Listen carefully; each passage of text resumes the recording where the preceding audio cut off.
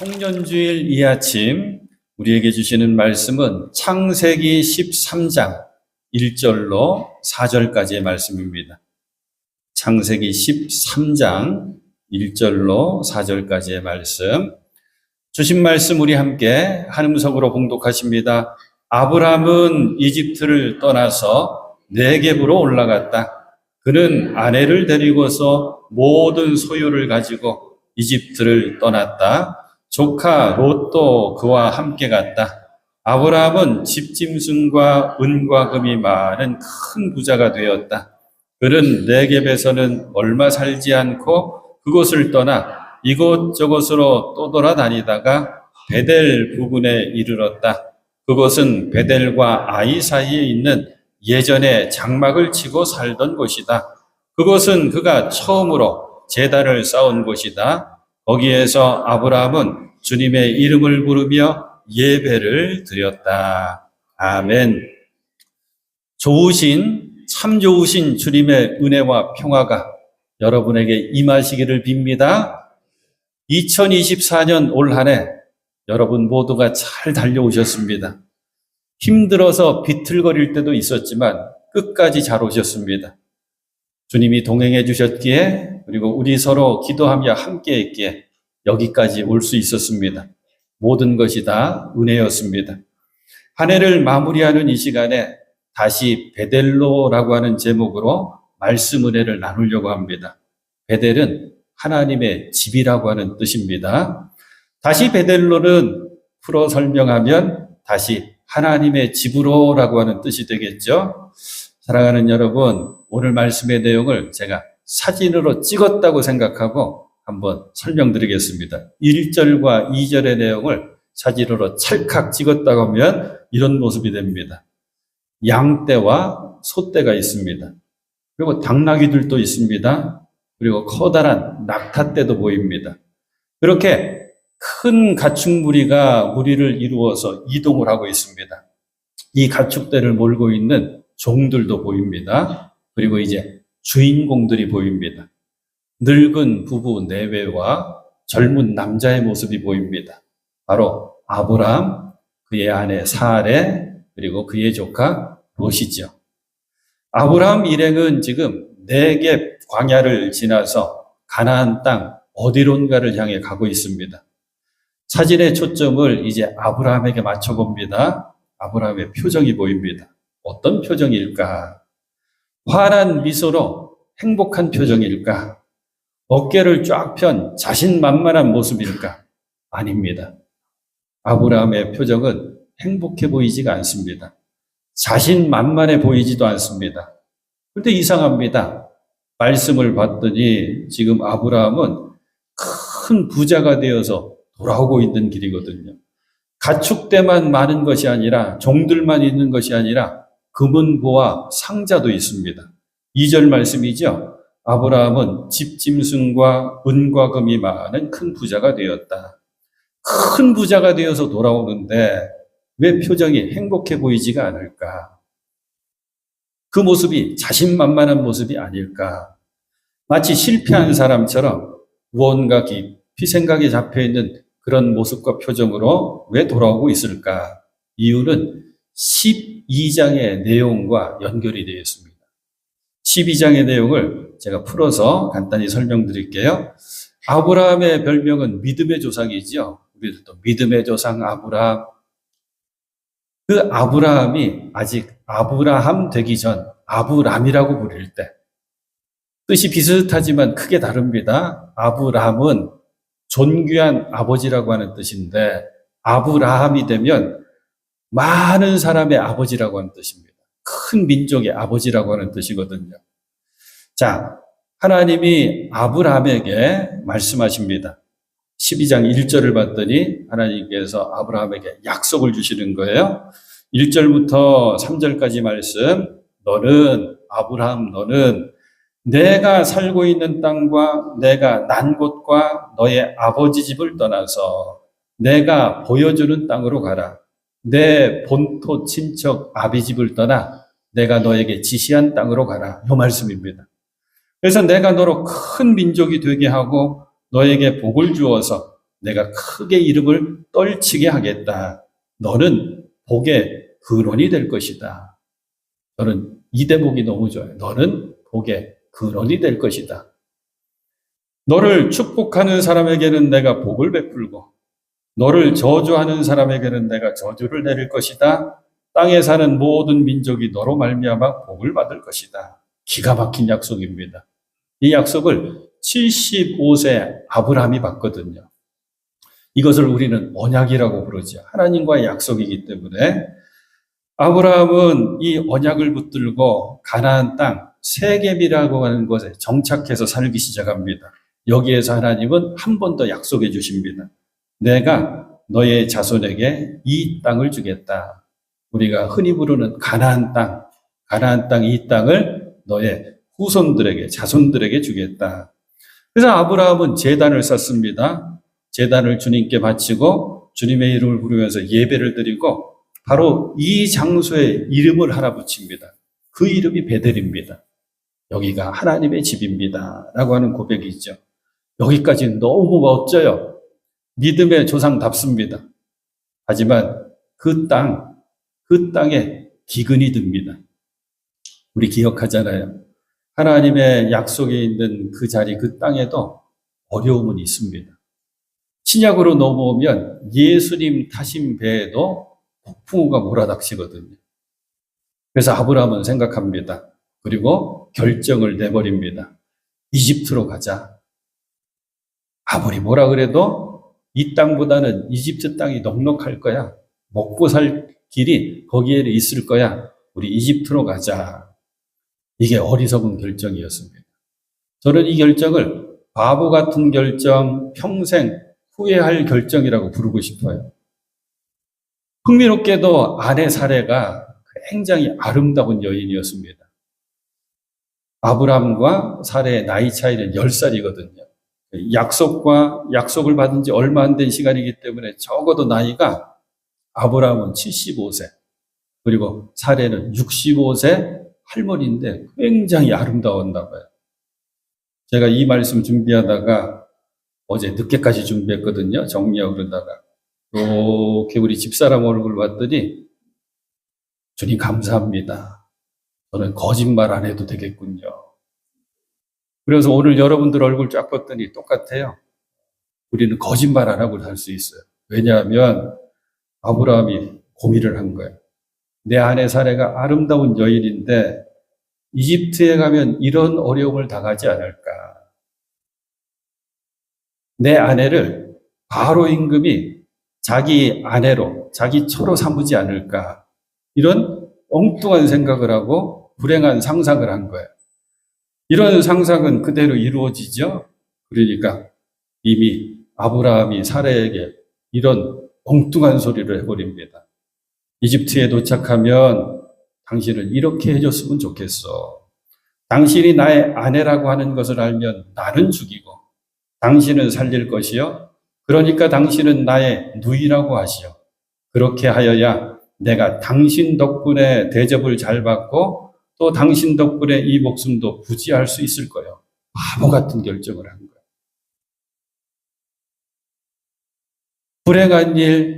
불행하게 상상한 일은 이루어진다 그랬죠? 사레의 아름다움이 이집트에 도착하자마자 사람들 눈에 띄었습니다. 사레의 아름다움이 이집트의 바로 임금의 귀까지 들리게 됐습니다. 바로가 사레를 자기 아내로 삼으려고 합니다. 그래서 바로 임금이 아브라함을 잘 대접해 줍니다. 아브라함은 양떼도 받고 소떼도 받고 암나귀, 순나귀도 받고 남녀 종들도 받고 낙타까지 받습니다. 하지만 살아계신 하나님, 바로와 그 집안에 무서운 재앙을 내리십니다. 생각하지도 않았던 재앙을 바로가 만난 거예요. 뭐 때문에? 아브라함의 거짓말 때문에. 그래서 아브라함을 꾸짖습니다. 어찌하여 너는 나를 이렇게 대하느냐? 저 여인이 너의 아내라고 왜 일찍 말하지 않았느냐? 어찌하여 너는 저 여인이 내 누이라고 해서 나를 속이고 내가 저 여인을 아내로 데려오게 하였느냐? 자, 내 아내가 여기 있다. 데리고 나가거라. 혼비백산한 바로는 신하들에게 명령합니다. 아브라함의 모든 재산 다 거두어서 그 아내와 함께 이 나라 밖으로 빨리 내보내라. 어떻습니까? 수많은 가축대, 많은 종들, 그리고 많은 금과 은을 가지고 돌아오는 길이었지만 금의 환영이 아닙니다. 성공한 발걸음이 아닙니다. 거짓말로, 제 표현은 치사하게 자기 생명 하나 부지하려고 아내를 누이라고 속인 패배자의 발걸음입니다. 여러분, 우리 인생의 성공 기준이 과연 뭘까요? 무엇이 인생 성공일까요? 많은 재물을 얻으면 성공인가요? 높은 명예를 얻으면 성공인가요? 나 성공했어. 재물을 모았다면 얼마나 모아야지 성공입니까? 나 성공했어. 명예를 얻었다면 얼마나 높은 명예를 얻어야지 성공입니까? 우리는 매일 요즘 뉴스를 통해서 봐요. 장관도 성공 아니에요. 국무총리도 성공 아니에요. 대통령도 성공 아닙니다. 세상 성공의 기준으로 보면 아브라함은 지금 그 모습은 성공한 인생입니다. 성공 자체입니다. 빈손으로, 기근 때문에 빈손으로 이집트에 갔다가 지금 많은 것을 가지고 지금 돌아오고 있으니까요. 이집트에서는 바로의 왕궁에서 함께 지냈습니다. 하지만 성경은 아브라함의 지금 이 모습을 성공이라고 이야기하지 않습니다. 성경의 성공 기준은 간단합니다. 물질의 많고 적음에 있지도 않고 명예의 높고 낮음에도 있지 않습니다. 성경에서 성공한 인생은 하나님과 늘 함께 있었느냐, 또 하나님과의 약속, 언약을 잘 지키고 살았느냐, 이것이 성공의 기준입니다. 하나님을 떠난 아브라함, 하나님과의 언약을 놓친 아브라함, 본인이 알았어요. 나는 지금 철저히 실패했구나. 이제 아브라함이 무엇에 실패했는지 조금만 더 자세히 살펴봅니다. 가장 먼저는 아브라함은 약속 지키는 것에 실패한 사람입니다. 하나님과의 약속, 언약이라고 그랬죠? 언약을 포기하고 놓쳐버렸습니다. 아내와의 사랑의 약속도 놓쳐버렸습니다. 기근 때문에 허기진 뼈를 채우기 위해서 하나님과 맺었던 언약을 포기해버리고 놔버리고 이집트를 향해 가버리고 말았습니다. 아브라함은 자기 생각대로 했죠. 자기 판단대로 했죠. 자기 뜻대로 했죠. 자기 계획대로 했습니다. 신앙생활은 다른 것이 아니라고 했습니다.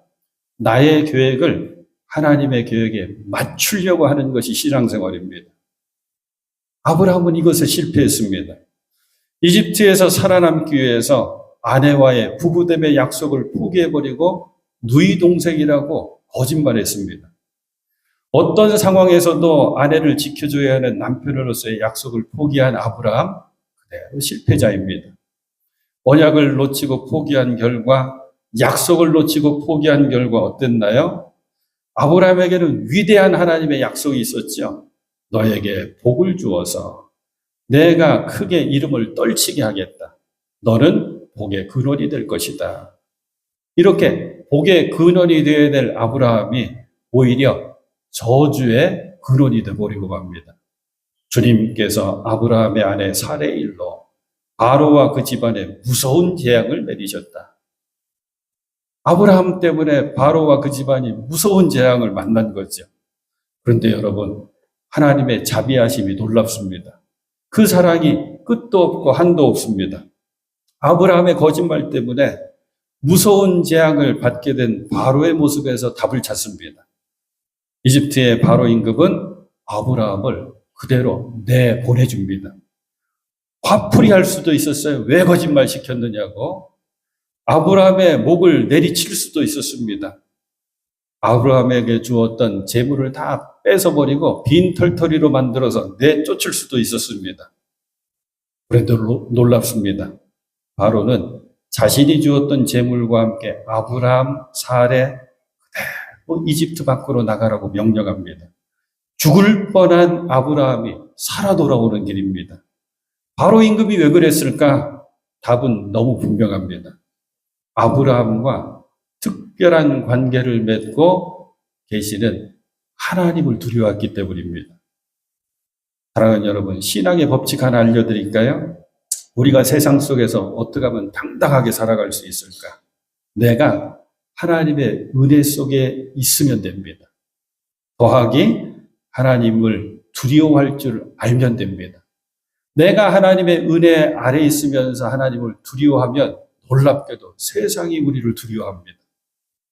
이런 우여곡절 끝에 다시 돌아오는 아브라함의 발걸음이 어디를 향해 가고 있을까? 그게 바로 3절입니다. 그는 네겝에서는 얼마 살지 않고 그곳을 떠나 이곳저곳으로 또 돌아다니다가 베델 부근에 이르렀다. 그곳은 베델과 아이 사이에 있는 예전에 장막을 치고 살던 곳이다. 아브라함은 지금 베델, 하나님의 집을 향해서 가고 있습니다. 베델은 아브라함이 하나님께 처음으로 제단을 쌓은 곳, 하나님의 이름을 처음 불렀던 곳. 그러니까 지금 실패한 아브라함이 첫 예배의 자리로 다시 돌아오는 길입니다. 바로 여기에서 우리는 아브라함에게서 이 신앙을 배워야 됩니다. 비록 죄를 지었어도, 비록 실수했어도, 그리고 비록 실패했어도 하나님 앞으로 돌아가는 모습, 이 모습만큼은 꼭 배우고 본받아야 됩니다. 우리도 어떤 상황이든지 어떤 형편이든지 하나님께로 돌아가야 됩니다. 두 손 들고 하나님 앞으로 나아가야 됩니다. 이것이 신앙입니다. 이 찬송 바로 생각나죠? 280장 천부여 의지 없어서 손 들고 옵니다. 주 나를 박대하시면 나 어디 가리까? 내 죄를 씻기 위하여 피 흘려주시니 곧 회개하는 마음으로 주 앞에 옵니다. 놀랍게도 이 찬송의 찬송가를 지으신 분은 찰스 웨슬리 목사님입니다.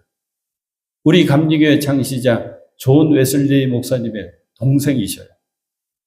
형제가 존 웨슬리 목사님, 찰스 웨슬리 목사님 두 형제가 함께 복음을 전했거든요.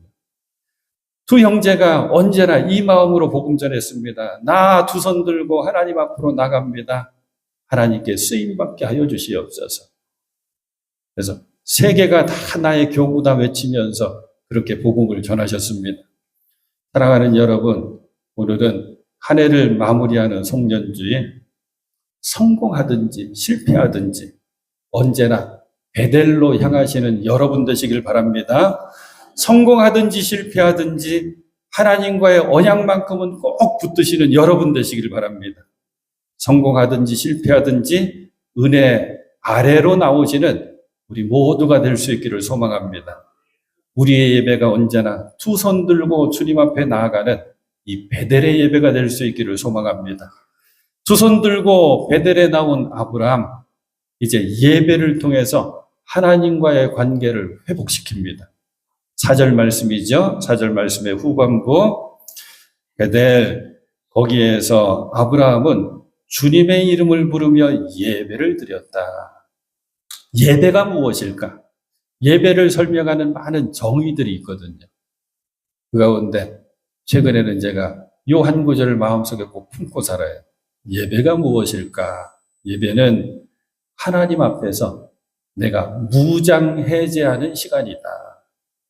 더 쉬운 말로 하나님 앞에서 다 내려놓는 시간이다.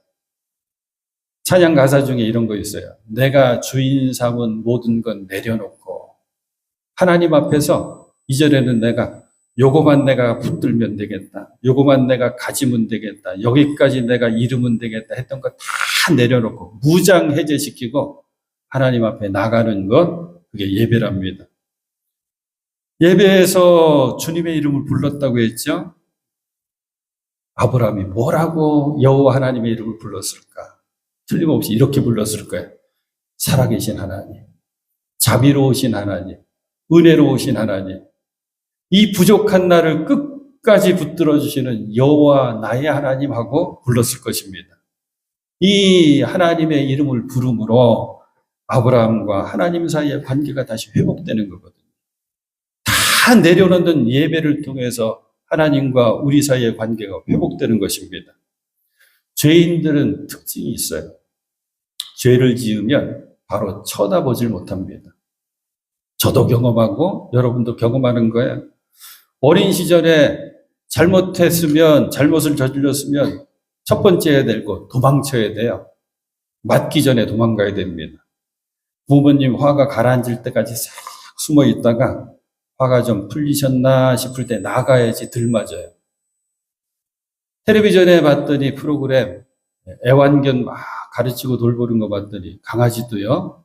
자기가 뭐 실수했어요. 소파를 물어 뜯었든지 아니면 지나다가 꼬리치다가 화분을 넘어뜨렸든지 자기가 실수했다 싶으면 주인 얼굴 똑바로 못 쳐다보더라고요.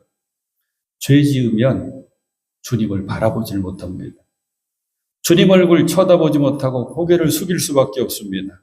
감히 주님의 이름을 부르지 못합니다. 하나님, 나의 하나님하고 부르질 못합니다.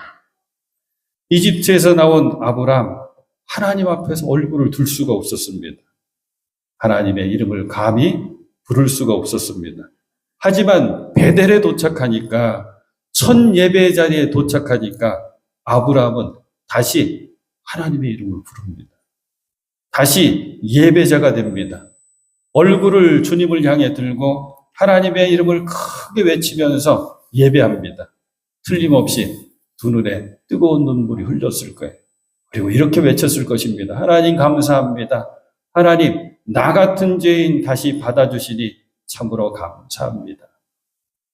사랑하는 여러분, 우리의 시간 예배가 아브라함의 베델 예배가 될 수 있기를 원합니다. 주님의 이름을 크게 부르면서 주님을 바라보는 예배가 되어야 됩니다. 주님 앞에 내가 주인 삼았던 것 다 내려놓고 무장해제하는 예배가 되어야 됩니다.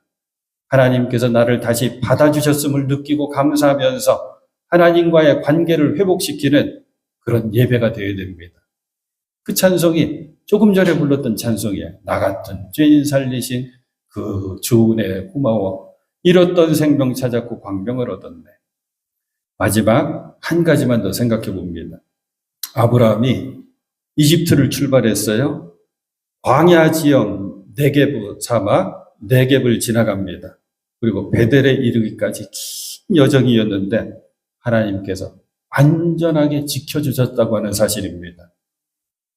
아브라함에게는 지금 많은 가축이 있었고 종들이 있었고 그리고 금은 보화가 있었거든요. 광야는 들짐승도 많지만 강도도 많습니다. 하지만 하나님께서 그 모든 여정을 지켜주셨습니다.